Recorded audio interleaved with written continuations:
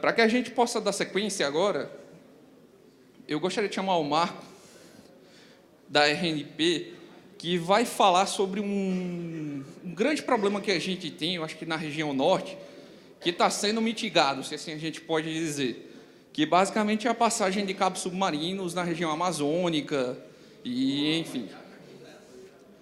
E, basicamente, a gente sabe que existem regiões muito complicadas, seja no Nordeste, mas, naturalmente, a região amazônica é um pouco mais complicada, porque tem grandes rios caudalosos e toda uma conjuntura complicada. E Marco vai dar uma visão de como está o projeto que a RNP participa, e, enfim, eu acho que é isso. Então, Marco, por favor.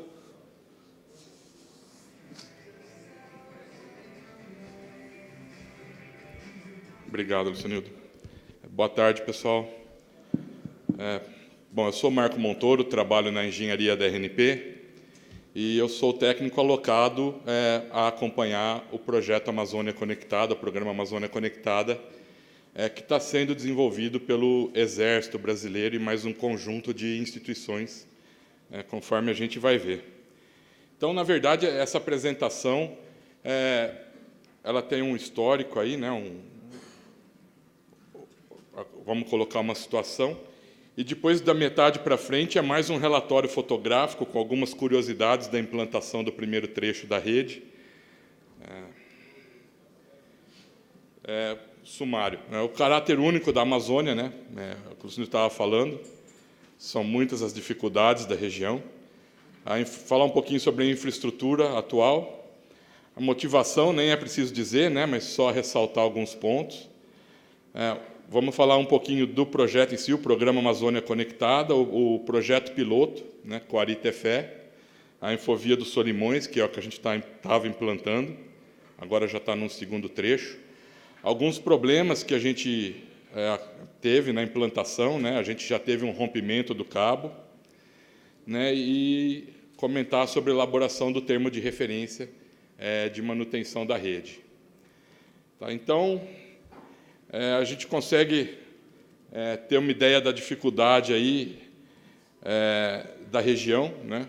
O Amazonas é o maior sistema fluvial do mundo, né? O rio mais caudaloso, aproximadamente 7.000 quilômetros, corta a Amazônia, a maior bacia fluvial do planeta, o maior volume de descarga de água e outras características, né? Grandes áreas de baixo relevo, selva, muita selva, nenhuma rodovia, infraestrutura muito pouca, baixa densidade populacional, né? E os rios eles são muito utilizados para navegação, né? Para transporte. E isso a gente vai ver, vocês sabem, é um fator complicador também. Infraestrutura atual. A gente sabe, né, as maiores operadoras, a área de atuação delas é muito semelhante, elas estão, obviamente, sediadas nas áreas de maior densidade populacional. Todas elas têm cobertura ilimitada na Amazônia, porque realmente não tem infraestrutura nenhuma. E hoje, boa parte do que é utilizado lá é a comunicação via satélite, que a gente sabe que é muito cara, tecnicamente não é muito legal, né? Alta latência, enfim. E vocês podem ver também que o próprio backbone da RNP, se assemelhando à infraestrutura que as operadoras têm, a gente também tem muita dificuldade em levar as conexões às nossas instituições naquela região. É o que eu estou falando, a rede da RNP também reflete essas diferenças regionais da população, né, populacionais. A infraestrutura é muito precária. A infraestrutura atual, existem muito poucas rotas de fibra ótica na Amazônia, quase nenhuma na Amazônia Ocidental. O que a gente tem é o que a gente chama de linhão, né, de Belém, Tucuruí, passando por Manaus, segue até Boa Vista, alguma coisa nas rodovias, em estradas, e um trecho no gasoduto Manaus-Coari-Urucu, que era até a ideia de a gente utilizar no projeto, né, e isso tudo foi construído a partir de 2010, quer dizer, de certa forma é recente, mas não atende à demanda das instituições do lado da Amazônia Ocidental. Já havia um primeiro projeto aí de utilizar os rios da Amazônia, em 2013, né? Seriam 6 rotas. O custo estimado desse projeto estava orçado em $500 milhões, muito dinheiro. Isso, obviamente, por conta de obtenção de recursos, não seguiu adiante. Um primeiro estágio foi implementado, né, uma rota A, 2.100 quilômetros, ao custo de $200 milhões, ainda insuficiente, né, para atender as demandas da região. E aí, falando um pouquinho de motivação, né, então a gente consegue olhar por esse quadro aí a população total, né, perto das rotas que estão sendo propostas, né, a fração da população servida nas rotas, ou seja, todo mundo basicamente está no entorno dos rios. Então, por isso é que se chegou à conclusão que essa infraestrutura, além de fatores de impacto ambiental, passando isso por dentro dos rios, a gente já estaria perto de toda essa população. A necessidade, motivação, isso não precisa nem falar, necessidade de grande capacidade de transferência de informações, né, dado, voz, vídeo HD, necessidade de internet de qualidade, porque conexão com satélite inviabiliza muita coisa, interconexão entre saúde, segurança pública, trânsito, turismo, como a gente tem no restante do país, uma infraestrutura de comunicação unificada, com capacidade, com disponibilidade, e, conforme eu já havia comentado, a menor agressão ao meio ambiente, né, se comparado às alternativas que a gente tem lá, né, o OpenGW, a gente precisa colocar as torres, enfim, estradas. Então, em decorrência dessa motivação, a gente tem aí o Programa Amazônia Conectada. O Programa Amazônia Conectada é um projeto que está sendo tocado pelo Exército Brasileiro, consiste na implementação de backbone de fibra ótica, de cerca de 8.000 quilômetros de extensão, lançado nos leitos dos afluentes da bacia amazônica. Né, são 5 rios, eu vou comentar no próximo slide, e a ideia é que, através dessa infraestrutura, a gente consiga conectar as instituições acadêmicas, as instituições de pesquisa, e que também a iniciativa privada faça uso dessa infraestrutura. Eu vou falar um pouco disso adiante. Esse é um projeto colaborativo, né, participam desse projeto, né, o Exército, que coordena as ações, a RNP, o Governo do Amazonas, a Prodan, né, a Telebrás, o IPAAM.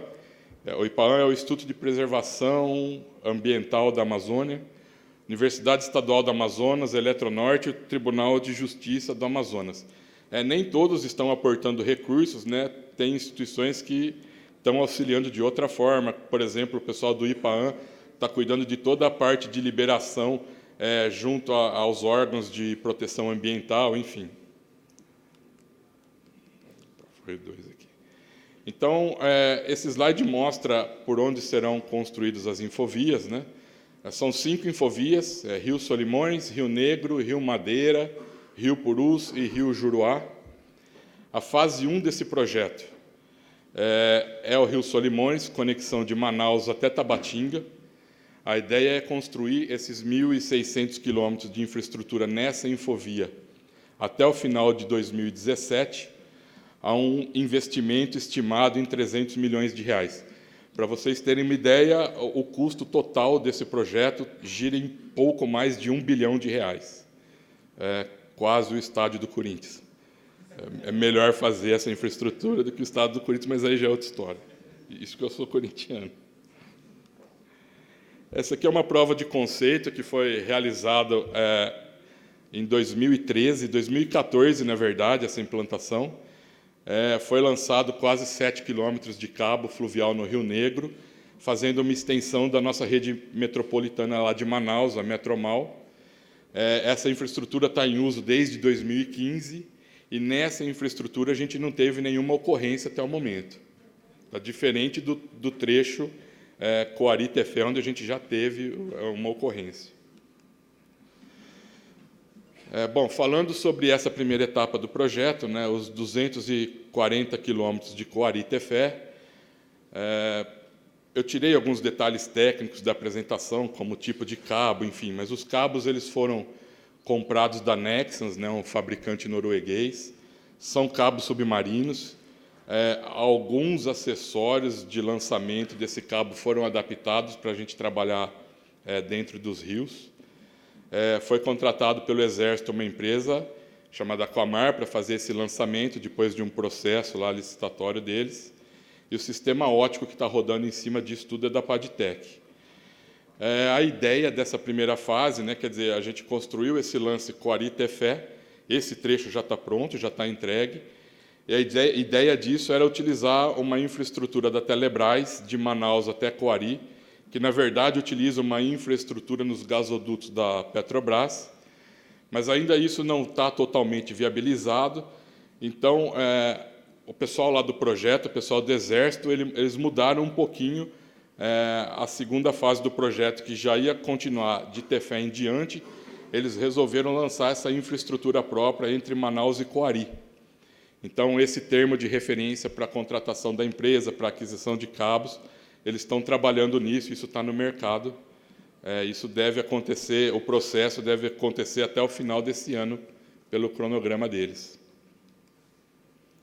E aí, conforme eu disse, quer dizer, praticamente metade aí dessa apresentação é um relatório fotográfico, e aí eu vou comentando as intercorrências que a gente teve, né, no lançamento desse cabo. Deu bastante trabalho. Para quem conhece lá, sabe que as dimensões do Rio Solimões são muito grandes, né? Então, a gente tem problemas diferentes do que a gente tem num lançamento submarino. Um lançamento submarino, a gente está lá sujeito à maré, sujeito à correnteza, e basicamente isso. No rio, a gente tem, além de maré e correnteza, muitas outras coisas, como a gente vai ver aí. Esse próximo slide é um vídeo, eu não sei se a gente vai conseguir reproduzir esse vídeo. Eu veria um PDF.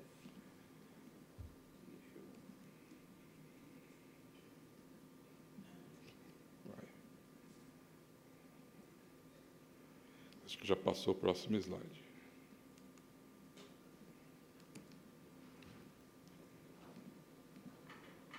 Embaixo dele tem um...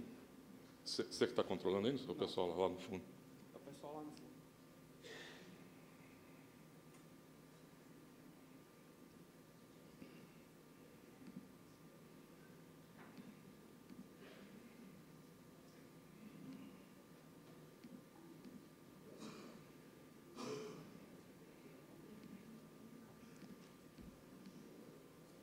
Bom, na verdade, numa apresentação que eu fiz lá na RNP, a gente também não conseguiu executar esse vídeo. No notebook funciona, mas no projetor é complicado.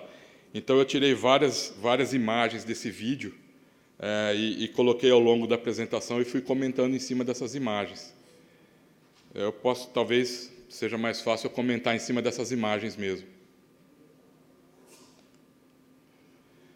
Então, aí é a balsa estacionada em Manaus. Óbvio que Coari já está no interior da Amazônia, então a logística é muito mais fácil em Manaus, e a balsa foi carregada em Manaus e depois seguiu viagem até Coari, uma viagem de alguns dias, porque a balsa, os rebocadores, mesmo com 2 rebocadores subindo o rio, a velocidade da balsa não era muito grande. Então, vocês podem observar dentro da balsa já os cabos ali enrolados. É uma bobina gigante. Na verdade, essa bobina ela veio via transporte submarino nesse mesmo carretel, e esse carretel foi içado e já colocado em cima da balsa. E aí, ao lado, os containers com os equipamentos. Notem que, para fazer esse tipo de trabalho no meio do rio, não tem como barcos de apoio ficarem carregando esse material. Isso daí já teve que ser tudo previamente carregado na balsa e transportado até o local do lançamento.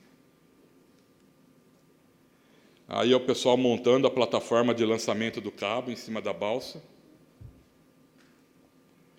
a equipe de lançamento e a equipe de apoio do Exército.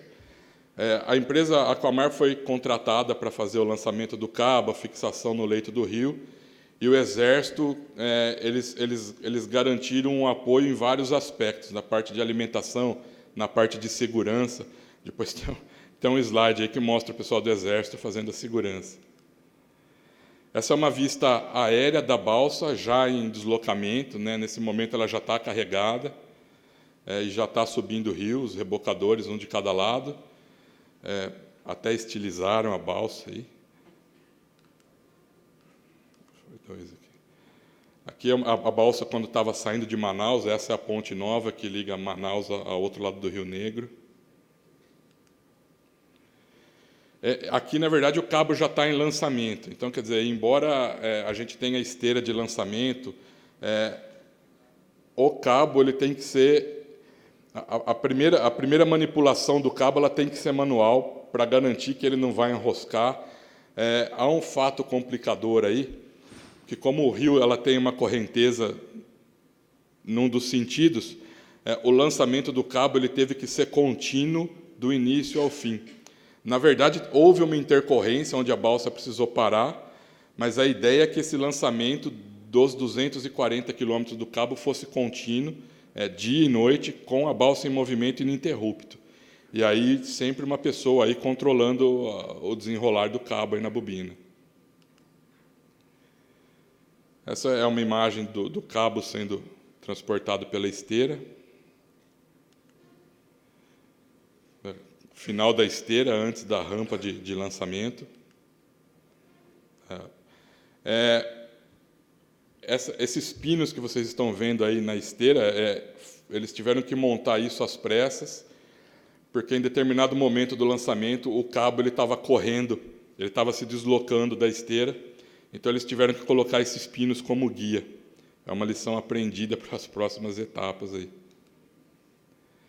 E aí é uma visão lateral do lançamento do cabo. E aí vocês só veem o cabo saindo pela plataforma da balsa, mas dentro do rio está a equipe de mergulhadores que vai acomodando o cabo no fundo do rio. Nos próximos slides a gente vai ver. Aí o cabo descendo pela rampa, quer dizer... Então, só resumindo, tem a pessoa lá controlando o desenrolar dos cabos, o cabo está sendo jogado na esteira, a esteira com todos os guias, até chegar nessa rampa de lançamento. É só uma imagem do cabo sendo jogado na água. Outra imagem aérea. Aí o cabo continua em lançamento. E aí a equipe de mergulhadores, né, se preparando. Na verdade, o trabalho que foi feito lá foi o seguinte. A gente fez várias etapas de vistoria, né, no leito do rio. Eu participei de uma delas, a gente subiu de Manaus a Coari, de Coari a Tefé, na época de cheia, para ver o comportamento do rio, para ver o que é que a gente ia encontrar na hora do lançamento, as intempéries, enfim. E nessa etapa do projeto, o pessoal da embarcação foi mapeando a profundidade do rio. Teve uma segunda etapa posterior, onde o pessoal voltou na época de vazante do rio, e aí só tinha água no canal principal do rio. Então, com o GPS, eles marcaram essa posição do canal, para que na próxima cheia, o cabo fosse lançado dentro desse canal, atingindo a maior profundidade do rio. Por que o cabo é lançado na cheia? Porque na vazante não tem água suficiente que comporte uma balsa com essa infraestrutura navegando pelo canal. Então, o lançamento teve que ser na cheia mesmo, apesar de aí a gente ter uma correnteza maior, enfim, a água mais turva. Os mergulhadores se preparando para descer no rio. E aí, essa é a sala de controle que fica num dos containers dentro da balsa. Esse rapaz de laranja aí é o Paulo Sussumo, que é inclusive nosso consultor, supervisionando o trabalho dos mergulhadores, a fixação do cabo. Reparem a tecnologia que eles estão utilizando aí, a água do rio é bem turva, é bem marrom, e aí ele consegue ter uma imagem muito boa do que está acontecendo no fundo do rio. Mais uma vista aérea aí de todo o processo de lançamento. Essa imagem é para vocês terem a ideia da dimensão, né, do negócio. Quer dizer, o leito do rio é muito largo, e aí eles estão bem em cima do canal, onde eles já haviam sido previamente mapeados. Para vocês terem uma ideia, o canal, a profundidade do canal varia de 40 a 60 metros. Isso na cheia. Aqui é o Exército fazendo a segurança. É óbvio que tem uma pequena encenação, aí eles não devem andar assim o tempo todo, eles saíram bem na foto. Mas, enfim, esses barcos de apoio do Exército ficaram o tempo todo em torno da balsa, fazendo a segurança. Há um problema muito grande nessa região de pirataria, de assalto. Então, essa é uma preocupação constante. Não aconteceu nada nesse caso, mas tem muito relato de outras embarcações de Petrobras que são saqueadas. Enfim, o pessoal invade as embarcações em busca de alimento, de água potável. Então, foi necessário esse esquema de segurança aí do Exército. Aqui a balsa está chegando no ponto de ancoragem em Coari. Então, eles tiveram que estacionar a balsa, fazer a ancoragem do cabo na margem do rio. Né? O ponto de ancoragem é o ponto de transição, né, de onde o cabo vai para dentro da água e vai atender as instituições na cidade. Tem um container, né, foram escolhidos previamente os locais para acomodação desses containers, tanto em Coari como em Tefé. Esses containers são o ponto de ancoragem. Dentro desses containers, a gente tem a caixa de emenda desses cabos. Eu esqueci de falar, na hora que eu falei dos cabos lá, esse cabo da Nexans Submarino é um cabo de 24 fibras. Cada metro desse cabo pesa 18 quilos. Então, para vocês terem uma ideia do peso que estava em cima da balsa, carregando 240 mil metros desse cabo. Na verdade, eram 300 mil metros, né? Toda a sobra que eles compraram estava na embarcação. De novo, aqui é a aproximação do ponto de ancoragem em Tefé, próximo ao terminal fluvial do Exército. O pessoal fazendo a preparação para a ancoragem do cabo, quer dizer, o cabo veio sendo lançado no rio, e aí eles precisaram soltar uma folga do cabo em cima da balsa para poder jogar isso para a terra. Aí o pessoal fazendo a manobra do cabo, né? E vocês reparem ao fundo lá, aquelas estradinhas de terra levam ao container de ancoragem do cabo. Aí o caminhão puxando o cabo, e quem mexe com infraestrutura ótica, vendo essa imagem, tem uma certa preocupação com a tração que está sendo exercida na fibra desse cabo, mesmo sabendo que está cheio de malha de aço em volta, mas não é usual um caminhão puxar um cabo ótico. Aí o pessoal fazendo o ajuste final da colocação do cabo, o canteiro de obras lá próximo ao container, lá ao fundo, a base onde vai ficar o container, aquela base amarela lá, o container fica ali em cima. E aí alguns números, né? O lançamento desses 240 quilômetros de cabo durou 58 horas, um trabalho praticamente ininterrupto. Dentro dessas 58 horas, o barco ficou parado por 3 horas devido a condições climáticas. A gente vai ver isso num slide à frente. Aí também dá para ter uma dimensão melhor do tamanho da bobina do cabo nessa imagem. Também já dá para perceber, eu vou mostrar num slide posterior, mas o trabalho seguiu por 24 horas ininterruptas. Então, a iluminação em cima da balsa era bem forte. 235 quilômetros de cabos lançados. Aí, de novo, dia e noite. Por aí não dá para perceber, mas a gente já teve uma lição aprendida em relação a essa iluminação, eu vou falar adiante. Bom, aí começam os problemas encontrados.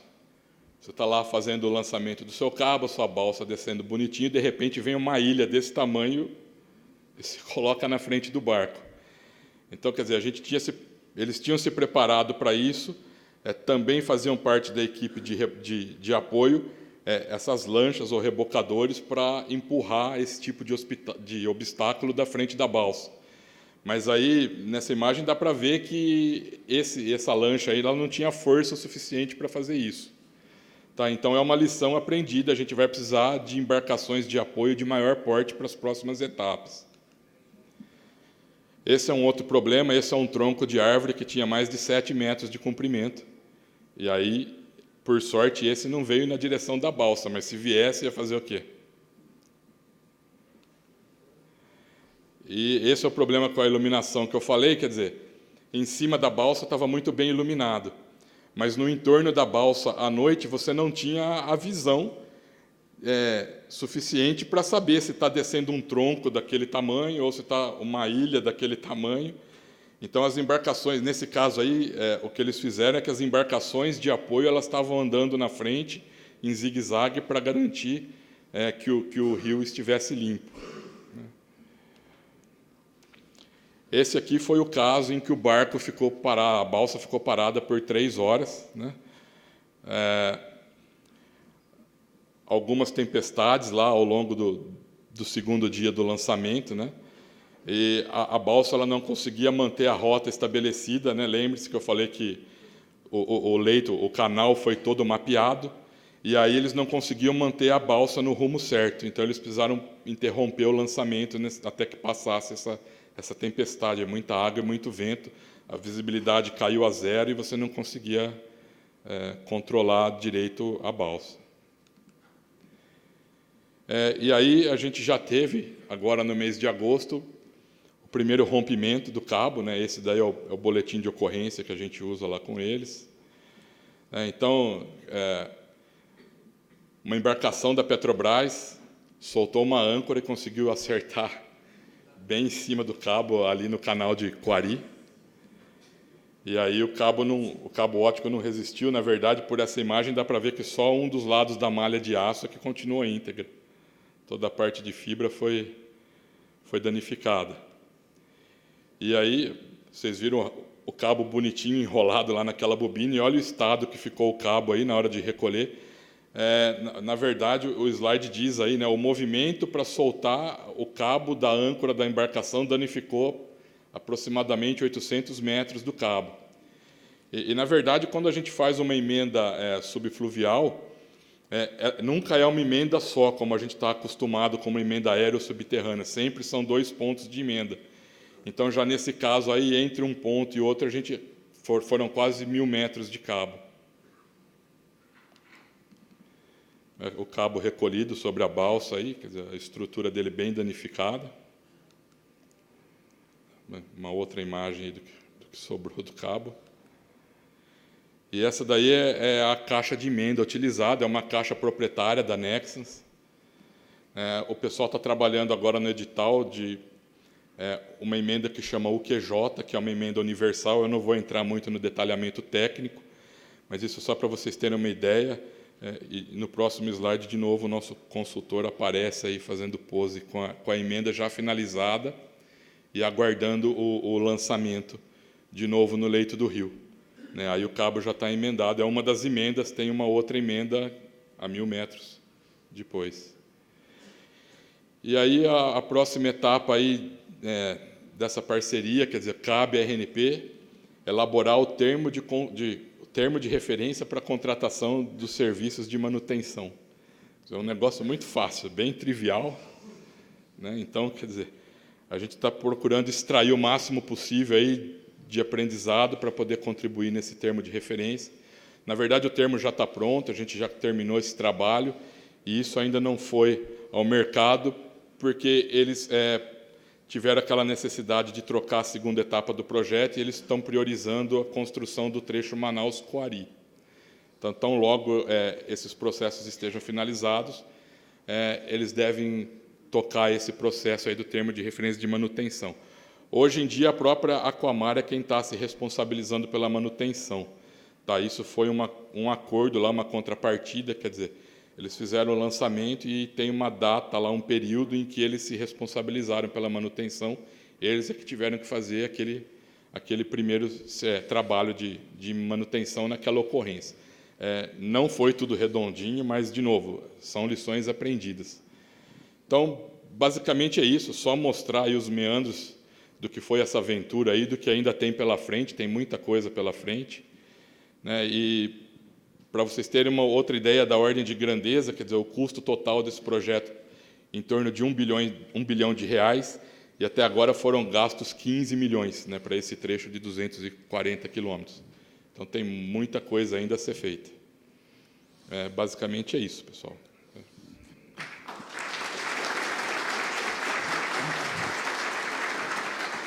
Olá, gente. Alguma pergunta para o Marco? Eu tenho também, eu vou passar na frente. Perdão. Marco, naturalmente a gente sabe que a questão fluvial lá de vazante cheia é problemática. E eu queria que você falasse um pouquinho, eu sei que você não ia entrar nos meandros e detalhes lá, afins técnicos, mas de como se deu essa ancoragem, porque quando a gente tem uma cable land station, fazer ancoragem no final, numa margem oceânica, ou seja, numa praia, de certa forma está pragmático, mas ali no Rio, onde você tem uma temporada que foi de um jeito, você tem um ciclo, mas vem um ano que é totalmente atípico, eu imagino que tenha sido um pouco diferente. Essa é a primeira. E a segunda, até para não tomar muito tempo, né, naturalmente existem consórcios para manutenção de cabos subsea, né? E, inclusive, amanhã a gente vai ter uma palestra, um painel dedicado a isso, que eu acho bem interessante, mas eu imagino que não seja todo mundo que vai conseguir dar manutenção nesse tipo de coisa. E aí, eu queria saber como é que está o cenário aqui no Brasil de empresas para poder prover esse tipo de serviço. Tá. Ok. Bom, tem alguns outros aspectos que eu não coloquei sobre quem vai utilizar esse cabo, enfim, eu acho que eu tenho quase certeza que isso vai aparecer aí nas perguntas, mas respondendo às suas. A primeira pergunta, foi tomado cuidado para que esse cabo fosse acomodado nos canais do rio que foram mapeados na vazante, de modo que esses cabos, na medida do possível, ficassem submersos na maior parte do tempo. Porém, nós temos os pontos de ancoragem em Coari e Tefé, e aí não tem jeito, você tem que sair com o cabo, fazer uma curvatura nele, para que ele saia em direção à margem. Foi feito um trabalho de escavação, então esse cabo, quando o rio está na vazante e boa parte dessa terra fica seca, esses cabos estão enterrados. Tá, e aí é uma questão curiosa, né? Quem já esteve na região sabe disso. Quando o rio está na vazante, quer dizer, ele se afasta muito da margem. E a população utiliza aquela terra que aparece em boa parte do ano. Normalmente, passa moto, passa bicicleta, passa cavalo. Então, quer dizer, se o cabo não estiver bem acomodado, a gente ainda vai ter complicações com isso. Então, foi tomado todo esse cuidado. O segundo ponto. A RNP está adotando um modelo agora para suas redes de manutenção, de fazer permuta de um par de fibra pagado em troca da manutenção da rede. O Exército foi por esse caminho. E a ideia é que os pequenos provedores se interessassem por isso. Mas isso vai de encontro ao que você falou. Não é uma coisa trivial, não é uma coisa barata, e um pequeno provedor talvez não tenha condições de assumir uma responsabilidade desse tamanho.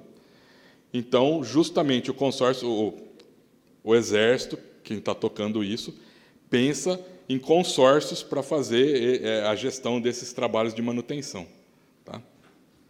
Tudo bem. Por favor, sua pergunta. Nome, por favor, também instituição. Sou Ulisses, da empresa Compater em Curitiba, mas estou há 12 anos em Curitiba, mas vim de Manaus também. Queria parabenizar o pessoal, porque são heróis, de fato. A gente sabe que passar um cabo, por exemplo, no Rio Amazonas ali, ninguém para no Rio Amazonas, né? Está sempre dinâmico, está sempre se mexendo. Então, passar aquilo ali, ninguém consegue parar exatamente. Mas eu fiquei preocupado com uma situação que, para quem não é da região, e às vezes até se intriga, né? O encontro do Rio Amazonas ali, além da temperatura, né, entre Rio Negro e Solimões, tem a parte de acidez também. Então, a minha primeira pergunta seria assim, como é medido o tempo de vida útil desses cabos, levando em consideração algumas características da água? Não deve ser tão fácil como você medir, por exemplo, né? Essa seria uma das perguntas. Uma outra seria em relação à questão, eu verifiquei que tem um cabo que vai até Manaus e Belém. como é que lá, falando de Amazônia, né, Amazônia Legal, toda aquela área, como é que isso é dividido? De onde que sai de Belém, né, do backbone de Belém, que sai do backbone de Manaus, né? E a minha última pergunta seria se um data center lá seria viável, tendo em vista a Zona Franca de Manaus, né? Para quem não teve a oportunidade de conhecer Manaus, tem até uns amigos que quando vai para lá pensam que tem onça no meio de Manaus, tal, aquela coisa toda, o pessoal brinca, né? Mas se surpreende realmente lá com a cidade industrial, né? Que tem algumas centenas, digamos, de empresas, inclusive, grandes empresas como Sony, Panasonic, né? Como é que eles conseguem, os data centers conseguem atender, digamos, as grandes empresas? Essas 3 perguntas. Tá, eu não tenho resposta para todas as suas perguntas, porque eu não sou lá da região, quer dizer, eu sou daqui de São Paulo e fui para lá fazer esse trabalho. Não sei se foi feito o levantamento. Né? Tá, foi feito um levantamento. Bom, vamos lá. Realmente, os rios eles têm características diferentes um do outro, tanto os 5 rios, né? E mais patente nisso que você falou, no Encontro das Águas, o pessoal da Universidade Federal fez todo um estudo para que esse material fosse depositado no rio. Eu, particularmente, não tenho acesso a isso, mas esse foi um questionamento que apareceu e eles falaram isso, né, que eles fizeram esse estudo. Realmente, o cabo óptico é um cabo submarino e no mar a gente sabe que a questão é só a salinidade e temperatura da água. No rio a gente tem a variação da acidez, né? De qualquer forma, a Nexans se comprometeu a garantir o cabo por 20 anos. Então, eu não sei se esse cabo aparecer corroído daqui a alguns anos, não sei qual vai ser a ação, se a Nexans, de fato, vai cobrir essa garantia que eles estão falando, né? Por se tratar de um negócio que nunca foi feito em nenhum lugar do mundo, né? Não nessas proporções. Tá? Bom, em relação à conexão de Manaus a Belém, o que a gente tem hoje é através do linhão, né? São conexões OPGW. Tá? Então, são cabos aéreos usando os linhões de energia. Tá? Não são subfluviais. Tá? Não sei se é nesse sentido o teu questionamento. Sim. Tá? E, bom, por último, em relação aos data centers. Os data centers, como é que viabiliza o data center nessa condição de infraestrutura um pouco baixa, digamos, para atender, digamos, uma demanda grande, que seria a parte da Zona Franca, né? Que é bem... Sim. Pois é, eu só consigo te responder dos containers que a gente colocou e que vão também concentrar a conexão das redes que estão no entorno do rio. Né? Então, quer dizer, cada ponto de ancoragem aí vai abrir para uma rede aérea, né? Vai utilizar o poste das cidadezinhas que margeiam os rios. Essas redes aéreas, elas são independentes, né? A rede de Quari é uma, a rede de Tefé é outra, vão interligar as instituições locais, e aí vão escoar o tráfego através dessa infraestrutura que está sendo lançada no rio. Cada natureza de instituição provavelmente vai ter definido o seu canal de transmissão dentro dessa infraestrutura. Tá? Agora, de qualquer forma, é o Exército quem está capitaneando essas negociações, tá? Tanto com as operadoras, com os pequenos provedores. Tá? Então, isso é o que eu tenho de informação para te dar. Não sei se atende aí o teu... negócio que é em questão de business, né? Se realmente é viável colocar, de repente, uma data center dentro... Na verdade, vocês viram no slide aí que as instituições acadêmicas existem, mas elas não são tantas. Não faz sentido gastar R$1 bilhão para atender aí 40 instituições acadêmicas. E isso tem que atender a população tudo de uma forma geral.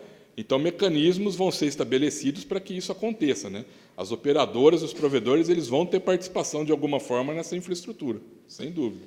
Gente, a gente está sem tempo, já extrapolando o geral, mas o Marco vai permanecer aqui no evento. Estou à disposição aí. A gente pode questioná-lo aí. Eu, particularmente, tenho muita curiosidade relativa. Eu conheço a região, sei como é complicado, mas, enfim, eu queria mais uma salva de palmas aí para o Marco, agradecer. Obrigado. Enfim. Obrigado.